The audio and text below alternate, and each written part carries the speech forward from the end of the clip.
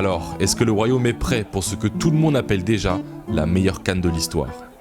Il y a deux éléments qui vont jouer avec nous, c'est la présence des supporters bien sûr, et puis le deuxième avantage c'est qu'on connaît parfaitement ces conditions, tant les joueurs, on se rapproche de l'Europe, hein, donc les conditions vont être proches ou similaires de celles que les joueurs connaissent dans leur championnat respectif, et puis bien entendu, en tant que Marocain, on veut voir le Maroc, et comme l'a dit Walid Regragui, on veut voir Achraf Hakimi avec le trophée à la fin en train de le soulever.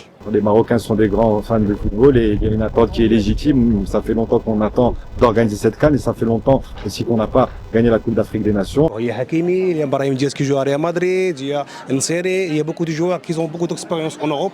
Alors ils vont mourir de le terrain, mon frère.